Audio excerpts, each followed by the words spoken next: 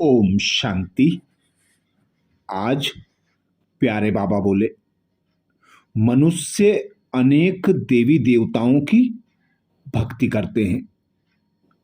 वास्तव में अब समय प्रमाण भक्ति होनी चाहिए एक शिव बाबा की, जो सबकी सद्गति करते हैं, अर्थात सबका सद्गति दाता एक पिता परमात्मा शिव है। अपनी तकदीर बनाने के लिए बाबा कहते तुम्हारी बुद्धि में है।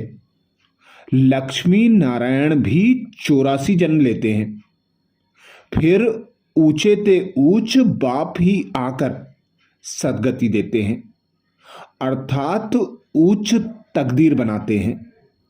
उनसे बड़ा कोई हो नहीं सकता। यह ज्ञान की बातें बाबा कहते तुम्हारे में भी नंबरवार धारण करते हैं। धारणा नहीं कर सकते तो बाकी क्या काम के रहे। कई तो अंधों की लाठी बनने के बदले खुद ही अंधे बन जाते हैं। गऊ जो दूध नहीं देती तो उसे पिंजरपुर में रखते हैं। यह भी ज्ञान का दूध नहीं दे सकते। बहुत हैं जो कुछ भी पुरुषार्थ नहीं करते, समझते नहीं कि हम कुछ तो किसका कल्याण करें। अपनी तकदीर का ख्याल ही नहीं रहता, बस जो कुछ मिला सो अच्छा। तो बाप कहेंगे इनकी तकदीर में नहीं है। अपनी सद्गति करने का पुरुषार्थ तो करना चाहिए। देही अभिमानी बनना है। बाप कितना ऊंचते ऊंच है, और आते देखो कैसे पतित दुनिया पतित शरीर में है। उनको बुलाते ही पतित दुनिया में है। जब रावण बिल्कुल भ्रष्ट कर देता है, तब बाप आकर श्रेष्ठ बनाते हैं। जो अच्छा पुरुषार्थ करते वह राजा रानी बन जाते हैं। तो तदबीर कर नहीं सकते। कोई तो बहुत अच्छी तकदीर बना लेते हैं। हर एक अपने को देख सकते हैं कि मैं क्या सर्विस करता हूं। बाबा का बच्चों से कितना प्यार है। इसीलिए कहते बच्चे बहुत बहुत मीठा बनो, मुख से सदैव रत्न निकलते रहें। तुम हो रूप बसंत, तुम्हारे मुख से पत्थर नहीं निकलने चाहिए। आत्मा की ही महिमा होती है। आत्मा ही कहती है मैं प्रेसिडेंट हूं, फलाना हूं, मेरे शरीर का नाम यह है। आत्मा किसके बच्चे हैं? एक परमात्मा पिता के ही सब बच्चे हैं। तो जरूर उनसे ही वर्षा मिलता होगा। वह फिर सर्वव्यापी कह देते हैं। अभी तुम बच्चों की बुद्धि का ताला खुला है। अभी तुम बच्चे ही एक शिव बाबा को याद कर सभी बोझों से मुक्त होते हो, अर्थात बाबा की याद से ही विकर्म विनाश करते हो। अभी एक जन्म में ही चढ़ती कला होती है। तो जितना बाप को याद करते रहेंगे उतना खुशी भी होगी, ताकत भी मिलेगी। बाबा कहते बहुत बच्चे हैं जो याद नहीं करते। भल ज्ञान में तीखे हैं, परंतु याद की यात्रा नहीं है।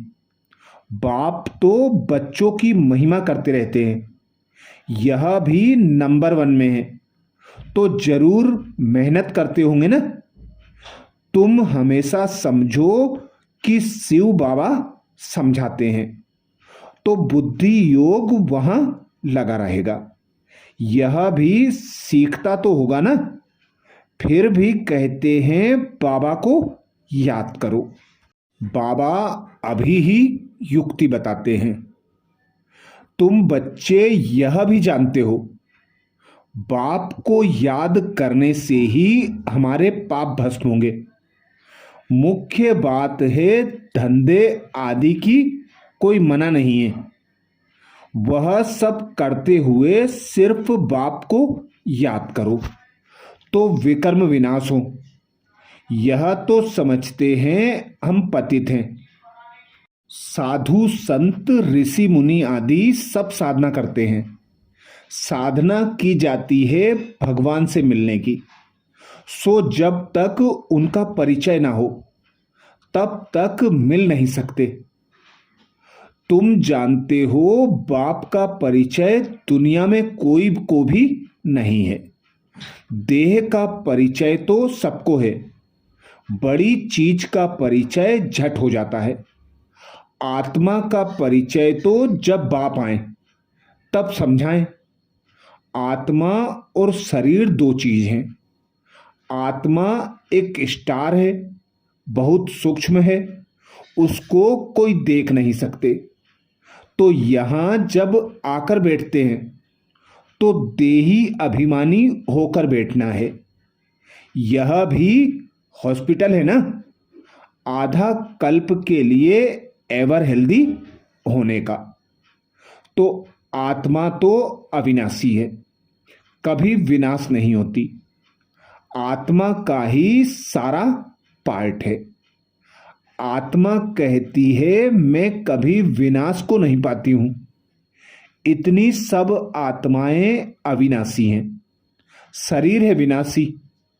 अब तुम्हारी बुद्धि में यह बैठा है कि हम आत्मा अविनाशी हैं। हम 84 जन्म लेते हैं। यह ड्रामा है। इसमें फलाने फलाने समय पर धर्म स्थापक आते हैं, उनकी फिर वृद्धि होती है। सब सतो प्रधान से तमो प्रधान होने ही हैं। दुनिया जब तमो प्रधान होती है तब फिर बाप आकर सतो प्रधान सतयुग बनाते हैं। अभी तुम बच्चे जान गए हो। बाबा कहते बच्चे ज्ञान और योग में तीखा बन। अपना और दूसरों का कल्याण करना है। अपनी उच्च तकदीर बनाने का पुरुषार्थ करना है। अंधों की लाठी बनना है। बाबा कहते अब संपूर्ण विजयी बनने के लिए त्रिस्मृति स्वरूप का तिलक धारण करो।